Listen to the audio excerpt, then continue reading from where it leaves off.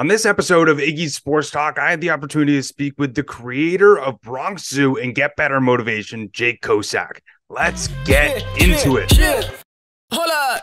Wait until the whole team show up. Welcome back into Iggy's Sports Talk. I'm your host, Jake Iggy, or Iggy for short. And if this is your first time watching, I greatly appreciate you tuning in. The Instagram account, Iggy Sports Talk, has had a lot of support over the last few weeks or so, a lot of new followers as well. So if you're watching this because you recently followed me, it means the absolute world to me. Thank you so much for all this support. And if you're tuning into this podcast and not really knowing what to expect, well, each and every single episode, I really try to focus on the deeper aspects of sports and life and tell inspiring stories to help you ultimately get 1% better each and every single day. And today I had the opportunity to speak with Jake Kosak, who is the creator of Bronx Zoo and Get Better Motivation. And essentially what he does on his account called Bronx Zoo is it's sort of like a man on the street type content, but it's for Yankees fans. You know, he goes to Yankee Stadium or he goes around bars in New York before and after Yankee games and asks a lot of different questions about whether it's about the team, living in New York, being Italian, and it's honestly great content. After you listen to this episode, I highly recommend you checking out all of his accounts. It's really funny and also really engaging as well. But in this episode, Jake and I not only talked about his journey as a content creator, how he's overcome any type of burnout, as well as his transformation in weight loss, as well as self-confidence. But without further ado, let's get into my conversation with Jake Kosak. And you could just say the Jakes are in the house. Love it. Best name in the world right here. Best two name in the opposite world. ends of the spectrum, Yankees and Red Sox, but we can make it work.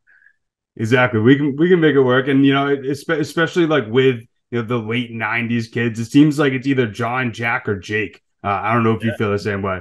Well, are you just Jake, or are you Jacob, or I'm just Jake. just Jake too? It's the way to do it.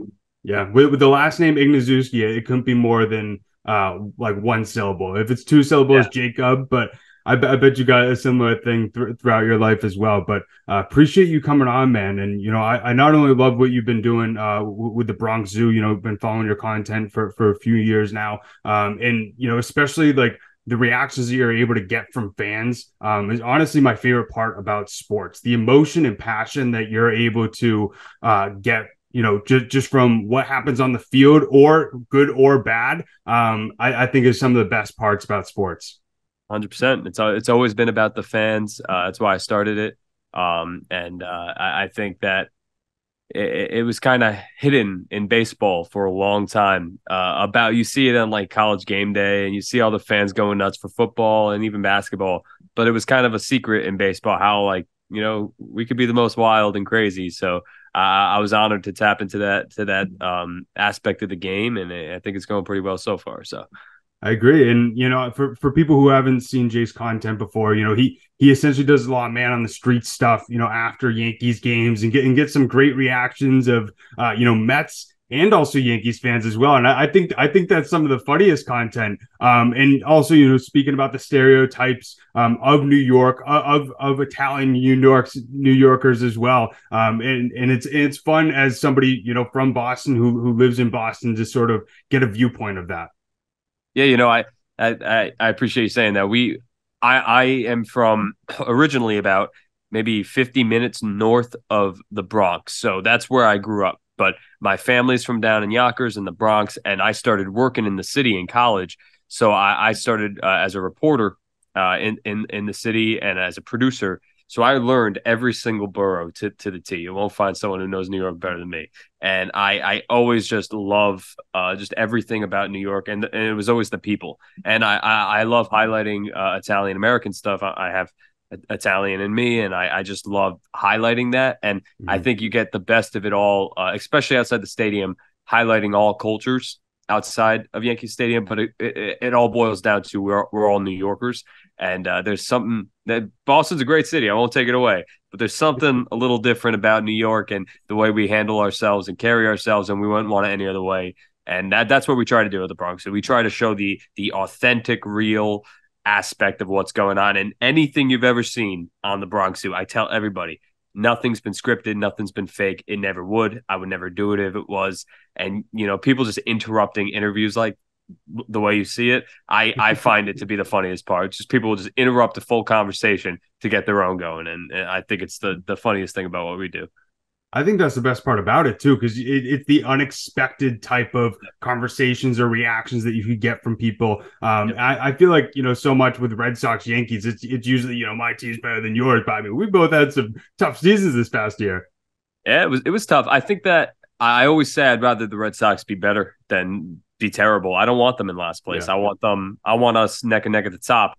Mm-hmm. It's not as fun when it's Baltimore and Tampa on top. It's Yankees, Red Sox going at it. I think they'll get there. I think they have to change their strategy. They've been so offense driven past couple years and haven't focused on getting that front end starter.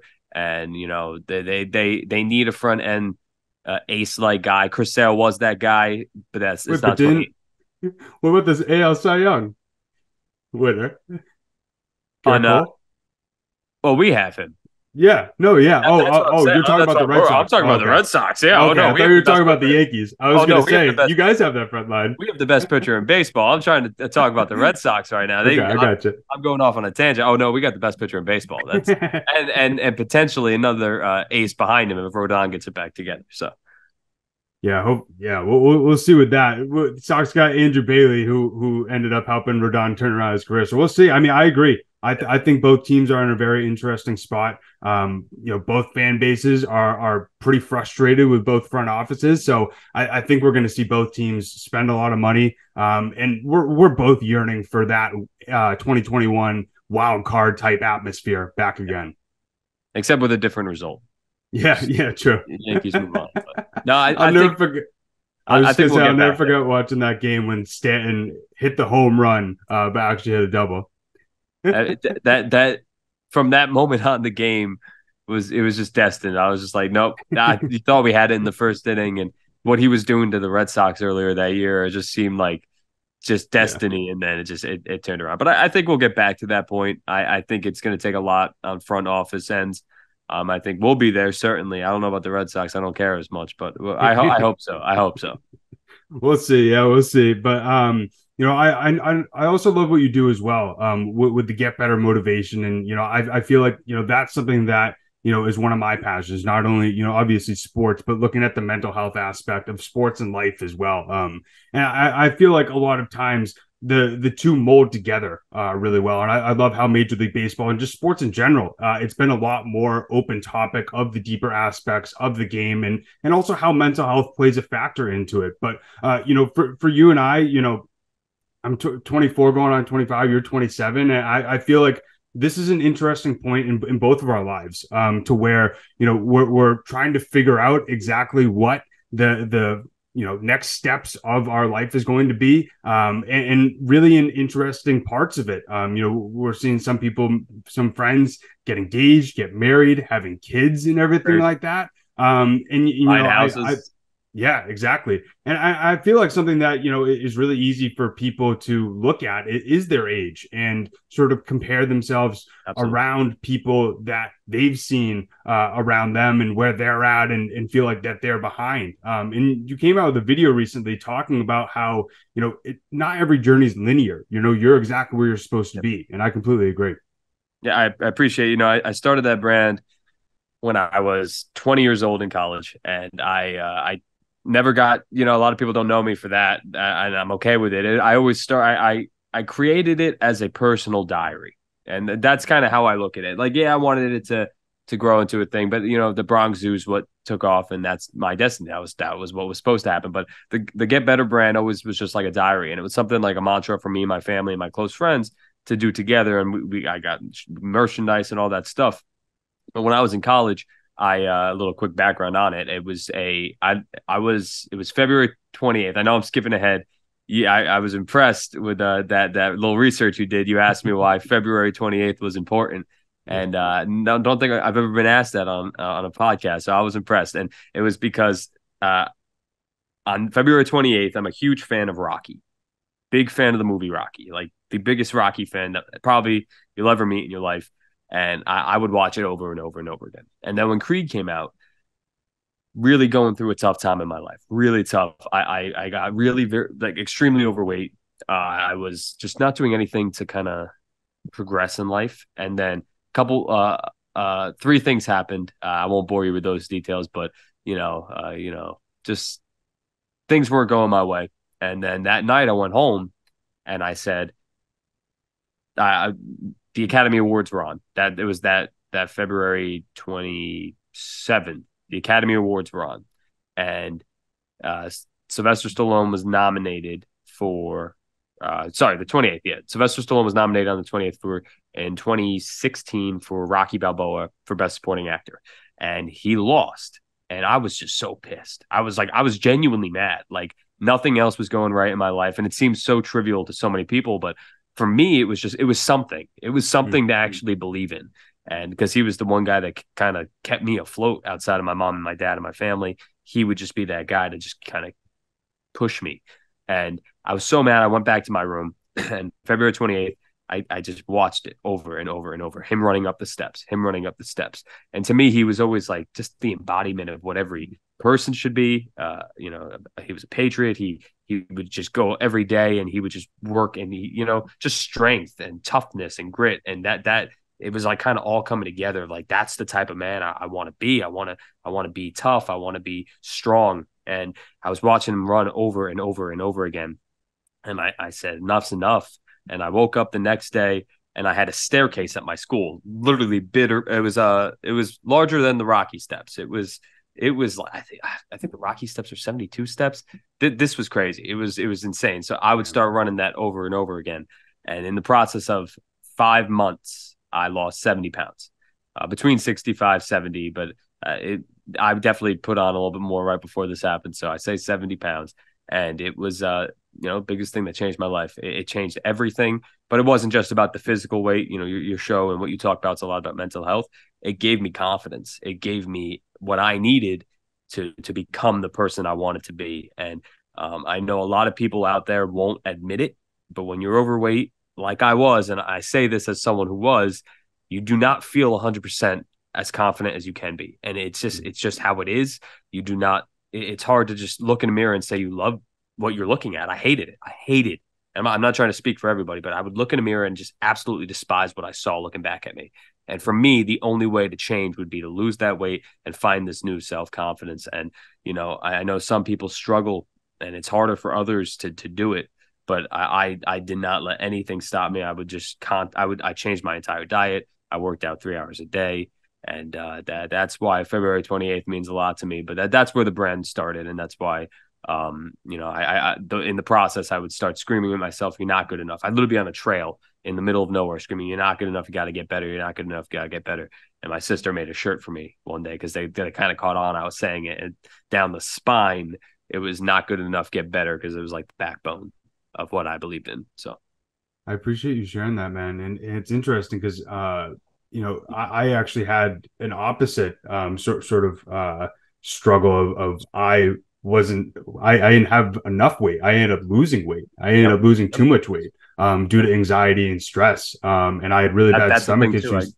I had really bad stomach issues throughout college. And, it was a similar feeling of not feeling confident and feeling like I was too skinny. And, obviously different stuff from my adolescence contributed to that, of like me being told I was too scrawny or I was too small throughout sports and like that sort of stuff. And that played into it. But, obviously like self-confidence is a superpower that you can have on a given day. And it really changes how you show up, not only, with yourself, but also just to other people. I think something that is a little bit underrated as well is, when you wake up in the morning and you go into the bathroom and you look at yourself in the mirror, like that's a really pivotal point of your day that you don't really like think about, when you're brushing your teeth and you're looking at yourself, how you speak to yourself and how you look at yourself is really important. And it's sort of the start of essentially a good day or a bad day. I actually heard Mel Robbins bring up, she has this thing called, it's like the high five habit. And it's essentially you high-fiving yourself when you're looking in the mirror, because there's science behind anytime you high-five somebody, it's something positive. And it's essentially you giving yourself a high five for just showing up and being you. Yeah. Tie it into baseball. The first high five was in baseball. Yeah. Dusty Baker. Dusty Baker. No, I think that's a great point. I think it's 100% true. I've never really put that moment into thought as much as you just kind of broke it down. But when you walk into the bathroom and you look at yourself, it could change your entire day. Clothes you wear, especially when if you're overweight or underweight, like you were talking about, you don't want to portray the thing that you're not. So like I don't like wearing baggy clothes anymore because it makes me feel like it brings me back. And that a lot of people don't think of it like that. Like everyone's like, oh, why is your jeans too tight? Or it's because when I wear skinny jeans, I couldn't wear skinny jeans growing up, so I wear them now because it reminds me of my jeans are too baggy. I don't like the way it feels. It reminds me of how I had to dress. So it's all it ties back to who you were, but I think more I focus now on who I want to be. Right. And yeah. Let's speak more about that because, like, I think too, going back to just the age stuff. Looking into the future, and this is another conversation too of like what's next, and obsessing over the future and getting anxious because you're not where you want to be. But I think too, like, just not looking at the number of your age and being grateful for where you're at and how far you've come throughout the years or whatever, and not really worrying about the time frame. I think is super critical in terms of how long it takes to get to your goals, because I feel like as long as you're trying to get 1% better each and every single day and you're putting in the effort each day or a few times a week, it's all going to happen how it's supposed to at the end of the day. 100%. I think for me, and I feel like a lot of entrepreneurs and people who have aspiring large goals, I think that they can relate to what I'm about to say. It's for me, it's like it's never enough, and I wouldn't want it any other way because that's what keeps me going. I'm one to I constantly take a step back and reflect in the moment when I'm interviewing someone that I looked up to as a kid, or I'm doing something that I didn't even imagine 2 years ago I'd be doing. Like I am very present in those moments to think, man, this is insane. Like, I'll look at my producers and my friends and be like, look where we are, look where we're at. But when I go home that night and that you're down off of that excitement and that joy, it's like I got to do it again and I got to do it again. And that's my mindset. And I don't look at it as a time frame. I'll set certain benchmarks, of course, like by this time next year, I have goals for the year that kind of keep me on track. But the age thing, I talk about it a lot with the Get Better stuff and with the Zoo stuff. Like, in your 20s, between 20 and 29, there's so much happening. There is so much happening, and you feel like if your friends are in different places or worse places, and then by the time you hit 24, it's a lot different than when you're 27. And it's just like, oh man, like am I on the right path? But the older I get, and I think it comes down to surrounding yourself with the right people. And my family is my biggest support system. I try not to. They're doing so much for me in my life up until this point. I try not to ask anything of them, but they constantly are just having my back with just being there. And I think that they constantly remind me. Like my dad specifically always reminds me, like, you're fine. You're doing okay. You look what you're doing. He goes, and he'll like relate it to him. And like at this age, I was doing this, and it shows the parallels. And my mom and dad are like my heroes. They are my heroes. And I think that when they kind of like tell me, they know at the end of the day, I try to be very tough and I try to be very, strong and, with a purpose all the time. But there's moments where I'm like, man, I'll get pissed. I don't get like sad. I get mad. That's just me personally. I get mad when things aren't going my way, and I'll do whatever I can to fix it. But I got a lot of people around me that kind of say, hey, look what you're doing. Look where you're at. Just keep doing what you have to do and figure it out. And I think that's a big thing for me. Like I believe in toughness and strength, and, go out there. I talked about in the video this morning, don't take shit from nobody. Don't allow it to affect you. But, there are going to be moments when you're like, man, like it's just not going my way. Look at this person my age. They have a Lamborghini and all that stuff. And that's just a lot of that's not real. It's fake, on social media. Social media can absolutely destroy you, especially when you're trying to achieve a dream. So ignore the noise and just focus on what the task is at hand, and go to sleep at night knowing that you gave it everything you got. And then at that point, who cares how long it takes? I don't care if everyone knows what my dream is. I want to be a Yankees entertainment guy on their network. And if it takes me till I'm 33 or 34, I just care about getting there. I don't care if it happens next year. I care about getting there, because all that matters to me is saying I did it. Right. I achieved the goal, because that's people like going to nightclubs, people like going on vacations. I love to travel. I love going out at night. For me, nothing gets me more excited than achieving the goal. It can't even come close. And I'm glad that's who I am, but it can be very demanding on yourself to be that type of person. Right. Yeah, I think when you do achieve that goal, I mean, I know you mentioned it when you're in that moment interviewing somebody that you've always wanted to interview, like giving yourself that credit of like the work that you did put in.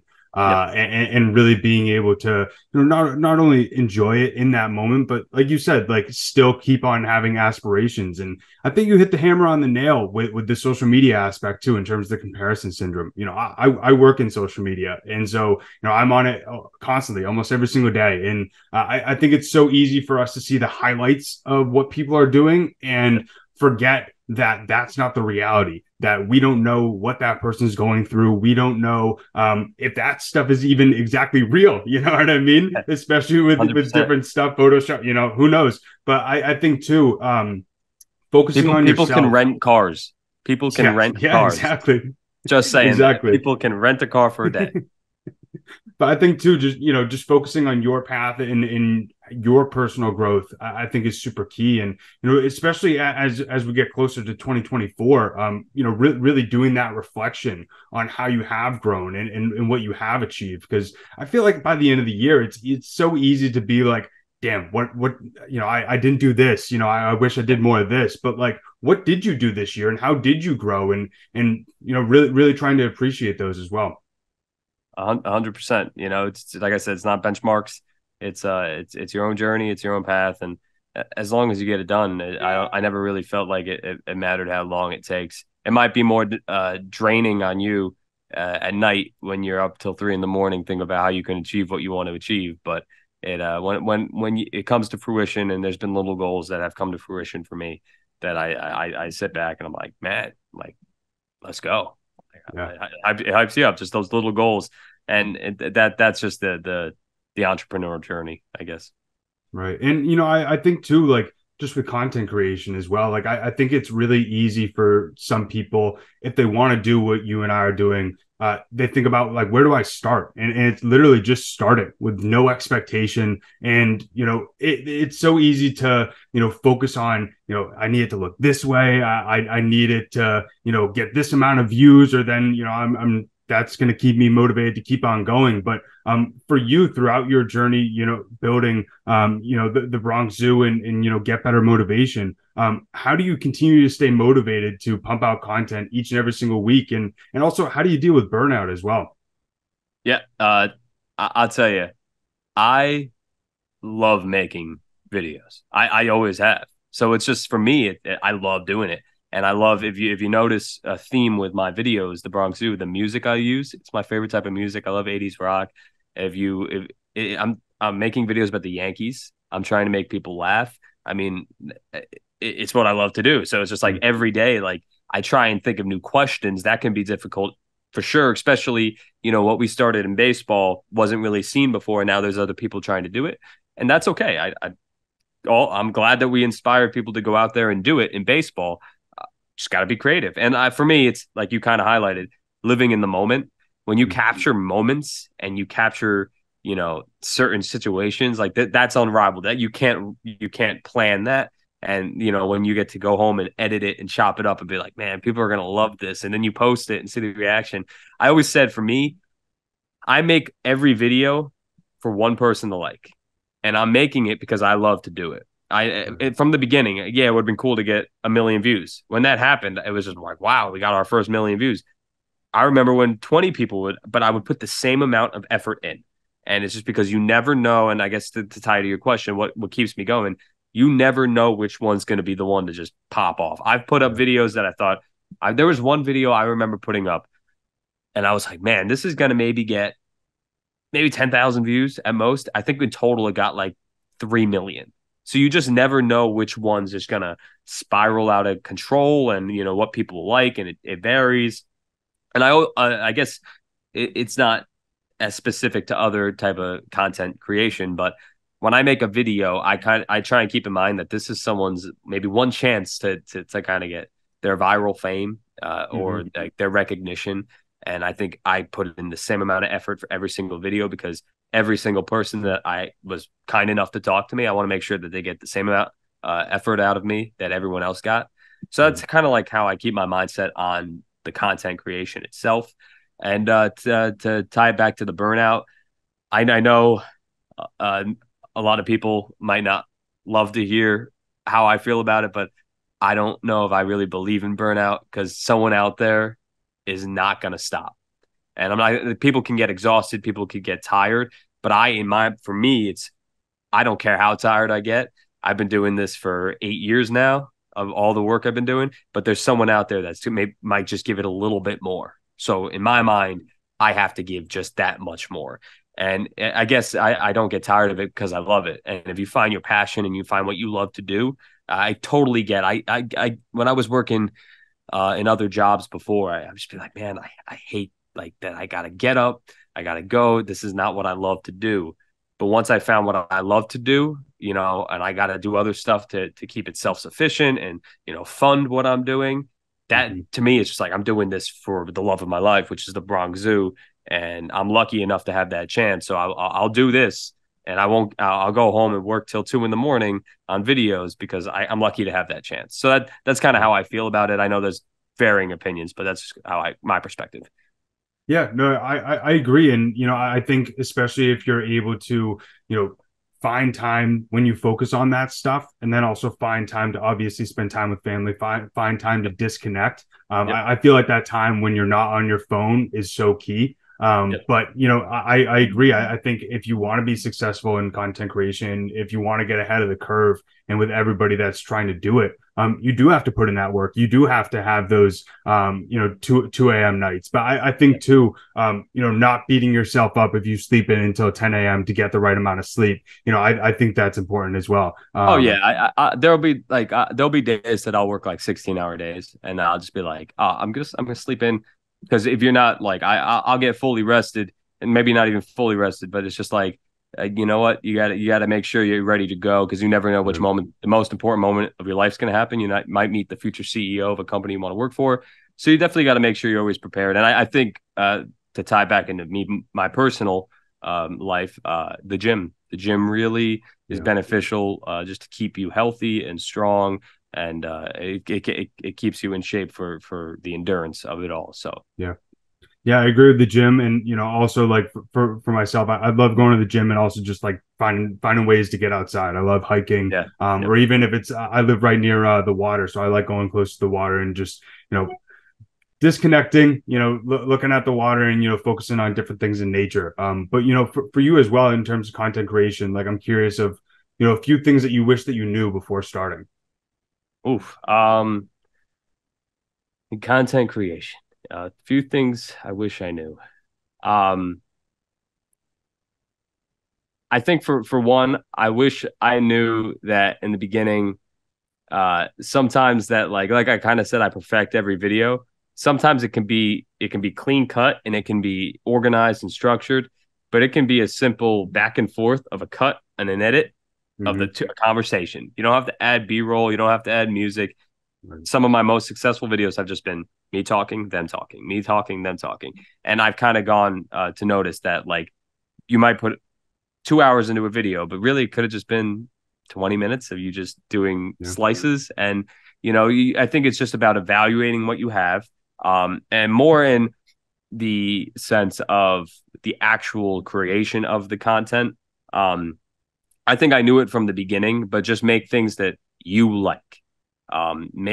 You'll never go wrong that if you like what you're making and you love it, especially we're in sports, right? So if you love it as a fan, another fan's most likely going to like it. So if you go out there and just make stuff for you, the average fan, and that's all I am. I say it all the time. I'm a Yankee fan with a microphone. That's all it is. I'm a fan myself going out there, and I just have a microphone, and it isn't about me. It's about what people give me. No one wants to watch me talk about the team for hours and hours. I'm out there trying to find the funniest situations, the most intelligent conversations to be had about baseball. And it's just about, knowing what your strengths are, knowing what you can provide to the table. And like I said, I saw that there was an empty space for fans and our voices being heard. And I went out there and I said, okay, I'm going to give the fans a voice. And that's all it is. When I give them the microphone, it gives them a platform for us to be seen, not just on Twitter, with our thoughts, because baseball Twitter is active. Baseball Twitter, there are communities, especially Red Sox. I know that. Yep. There are communities that stick together and they talk. But now we're actually able to see their faces and we're actually able to hear what they have to say. And there's no, there's no like hiding that. And especially when we have crowds and crowds and crowds outside the stadium chanting names, like it gets recognized. So I think that's what it is. Just find what isn't happening. And maybe in the beginning, I could have noticed that a little bit more the first year, maybe first half year I did it. Because I think I could have even escalated it more from the very beginning if I just knew exactly. But you learn, you kind of adapt to what I never thought it would turn into 2,000 people in a crowd on the street chanting and going nuts. I thought it was just going to be questions. So you adapt and you learn and you see what's out there to be created, content creation. Yeah, it makes sense. And especially just keeping it simple and not overthinking it too much. Yep. But just last thing for you is, thinking of yourself, on before that February 28th date of 2016, what advice would you give to your younger self? Oh man. You're going to figure it out. You're going to figure it out. It's never as even now, still the same person inside, right? You're still like, and I try to tell myself now, you're going to figure it out. If you surround yourself around the right people, which I'm luckily I was raised by a great family that taught me the values of having the right people around you. And my friends back then, I would just tell him now, like, just stick with them. And because I did, and they have my back. They didn't care if I had a certain amount of followers on social media and stuff like that. They cared about me and they cared about having my back. And my best friends are still my friends for the last 10 years. So don't sweat it. If you're not cool now, and I don't know if your audience is younger, but don't worry about being popular, worry about being nice, being respectful and genuine, and you can never go wrong. I never cared about being popular. I never cared about, trying to do what was cool. I always knew what was the right thing to do. And I attribute that to how I was raised, and I'm lucky. But just do the right thing. You'll never, ever go wrong treating people the right way. And, I would just continue to stress that to me. There are moments in college you could kind of feel like, man, should I try and fit in and stuff like that? And it's if you're stick with the path, that I guess that's what it boils down to. Just, you know what you have to do and just do it. Yeah. Just be yourself at the end of the day. I remember so many times in high school and college, I would stand for like 10 minutes in front of my closet trying to think of something that would help me fit in or be cool. But I feel like as long as, you're a good person and, you love yourself, if you think that you're cool and you're being yourself and you surround yourself with people who think that you are cool, that's all that matters at the end of the day. I do a mental health group with teens, and I say to them, like, after this next year, after they graduate, like, nobody cares your popularity. Like, that's not going to help you get more money. Like, nobody cares at all. Well, most of the time, they're the ones stuck in high school. Yeah. And exactly. I think that it's true. It's just like, I guess, like, I don't know if you watched The Bronx Tale. I'm a Bronx lover. So Bronx Tale, the film, Sonny says in it, nobody cares. And he kind of fights that, like, oh, I care about you. But at the end of the day, he's right. Like, I mean, except the people that are right next to you, no one cares. Like, and it's not a bad thing, right? Like you should care about the people that you care about, and that's I care about making sure I respect every single person out there, and I care. My base is a little stronger because I care about every Yankee fan. But it's don't do anything to impress other people. Impress yourself. Yeah. Completely agree, man, and really appreciate you taking the time today to not only speak about your story, but the lessons that you've had over like the last few years, and also digging into some of the mental stuff too. It was really awesome talking with you. This is great. I appreciate it, and you got the voice of a broadcaster. If no one's ever told you that, 100%. I appreciate that, man. Appreciate that, and where can everybody find your stuff as well? The Bronx Zoo on Instagram, Twitter, Facebook. On TikTok, if you type in the Bronx Zoo, my name pops up. It's Jake Kosak.